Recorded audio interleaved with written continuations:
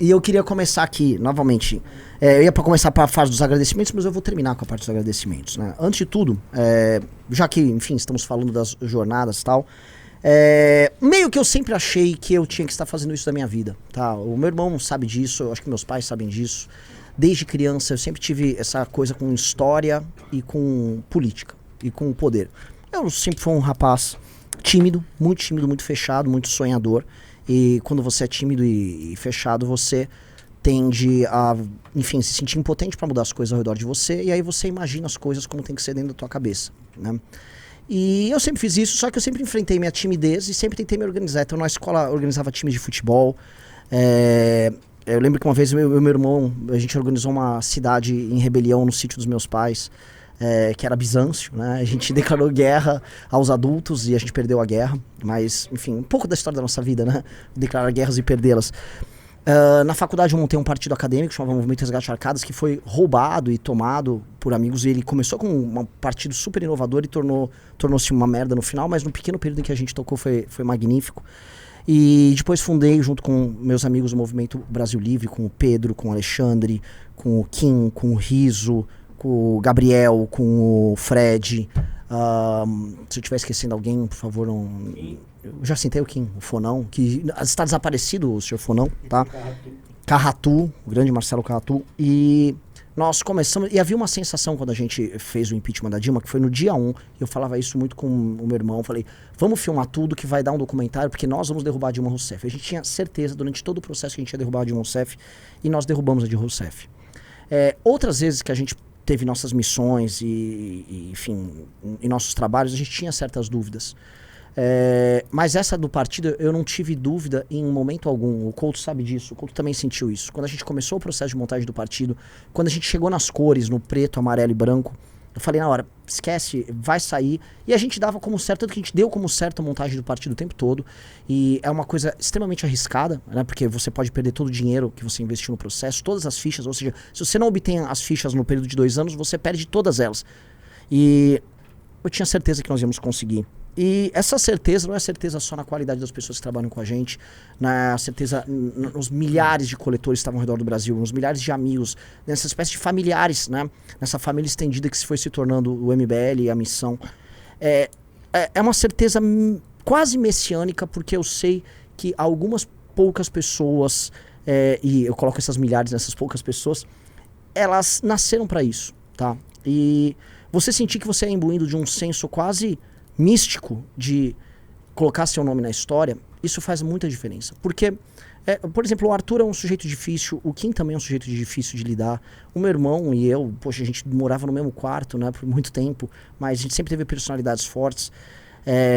Todas as pessoas difíceis de lidar, difíceis, as pessoas pontudas no sentido das personalidades, cheias de arestas a parar, para você conseguir colocar elas juntas e elas se encaminharem, é porque você entende, você faz elas entenderem que você tem um processo, esse algo maior que é a vontade sua de não só alterar o mundo ao teu redor. Porque isso tem muito John Lennon, tem muito Zé Fumeta de esquerda que vai falar isso pra você. É sobre uma ambição profunda com que sua vida não tenha sido em vão e que você não tenha sido escravo nela e que você tenha sido original em todas as suas criações. E assim como eu sempre admirei artistas profundamente originais, criadores profundamente originais, generais profundamente originais, líderes profundamente originais, eu sempre falei, nós temos que ser teimosos e nós sempre vamos fazer do nosso jeito. E isso está no DNA do Movimento Brasil Livre e está no DNA da missão. Que é o nosso slogan secreto, que é, se não for do nosso jeito, não será de jeito nenhum. Esse sempre foi o nosso slogan. E a gente sempre se negou a fazer do jeito dos outros. E toda vez que a gente fez do jeito dos outros, a gente se deu mal e a gente se sentia culpado, a gente se sentia sujo. Que era como se a gente estivesse violando a nossa integridade, a nossa real personalidade. E a gente nunca se deixou ser assim. E a gente sempre adotou o caminho difícil e o caminho estranho. E a gente acabou encontrando pessoas difíceis e estranhas no caminho.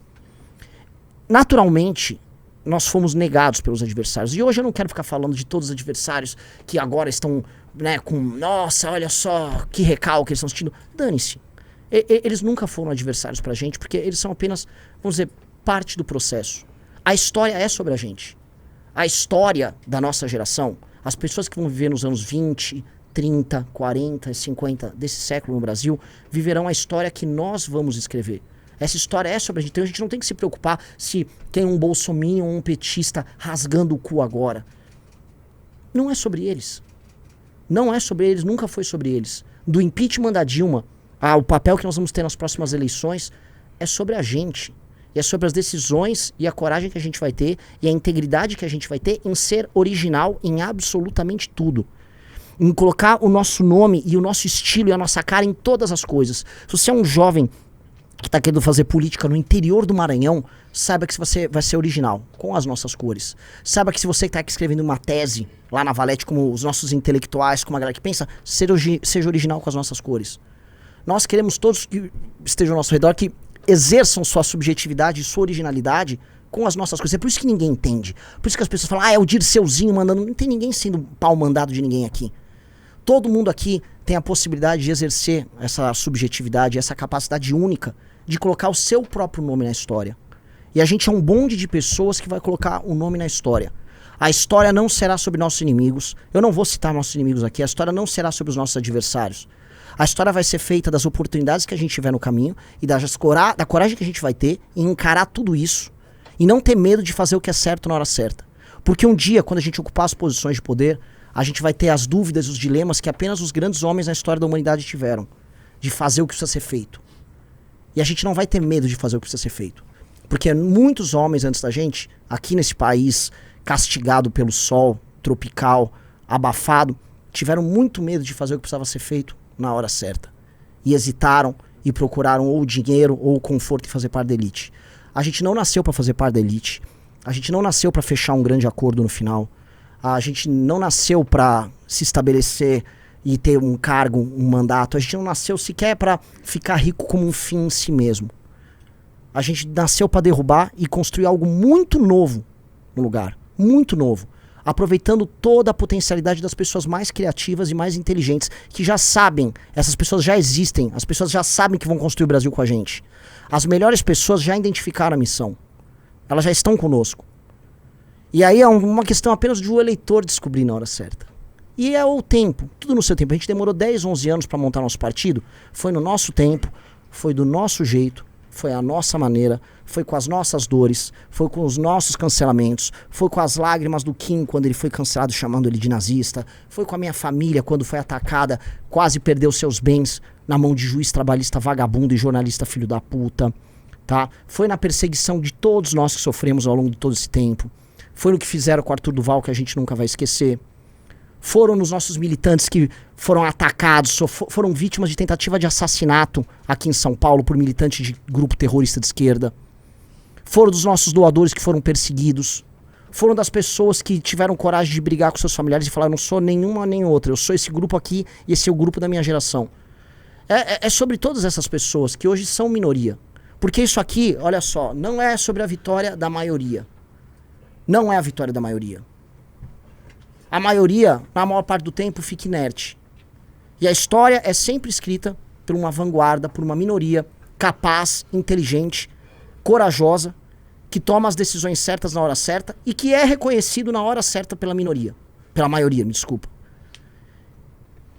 E é esse o papel que eu acredito que eu vou ter. Esse é o papel que o Arthur tem, esse é o papel que a Amanda tem, esse é o papel que o Guto tem, esse é o papel que quem tem, que o meu irmão tem, que o Couto tem. Todas as pessoas que estão nessa sala, todas as milhares de pessoas ao redor do Brasil que fizeram parte desse processo, todas as pessoas que doaram e todas as pessoas que ainda estão por vir, tá?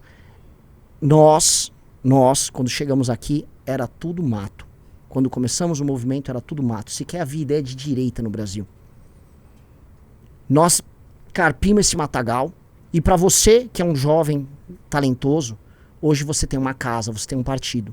Você não vai precisar se humilhar para ninguém para ser candidato a vereador, a prefeito, a deputado, a governador. Você não vai precisar ser humilhado como Kim Kataguiri foi naquela bosta daquele partido que ele faz parte, tá? Ele como o melhor parlamentar do Brasil, porque o partido queria negociar com o prefeito, ter algum carguinho e ter uma posição. Nunca mais ninguém nosso vai passar vontade. Nunca mais ninguém nosso vai ter medo de dar a sua opinião, de aparecer num debate, de se propor como candidato. Nunca mais uma pessoa decente vai ter que se ajoelhar diante de vagabundo. Nunca mais ninguém vai poder pedir pedágio. Ninguém vai pedir pedágio pra porra nenhuma. A única coisa que a gente exige de vocês, sejam as melhores pessoas possíveis, sejam as pessoas mais inteligentes possíveis e sejam leais aos seus. E honrem todos aqueles milhares de homens e mulheres que se sacrificaram pra caralho pra botar esse partido de pé. Milhares de homens e mulheres, enquanto talvez você que tá me ouvindo tava em casa curtindo, ou tava no seu trabalho, tava construindo sua vida, elas estavam renunciando à própria vida, renunciando a ganhos, renunciando a tudo aquilo que poderia ser bom, bacana, gostoso, em nome de um projeto maior que você vai desfrutar. Então você que vai se aproximar na hora certa, você que vai ser aluno da academia, você que vai ser nosso candidato, honre a porra da tua casa, que deu muito trabalho pra gente construir ela. E mais do que isso, essa casa é só o começo. Esse aqui, a missão, se ela é metaforicamente uma casa, um dia ela vai ser um palácio como o Palácio dos Bandeirantes, ou o Palácio das Esmeraldas em Goiás, ou todos os outros palácios que os governadores administram no Brasil. E um dia a nossa casa será o Palácio do Planalto. Isso está escrito na história e isso será nosso. A história é nossa, tá na nossa mão, bora construir. Valeu, galera.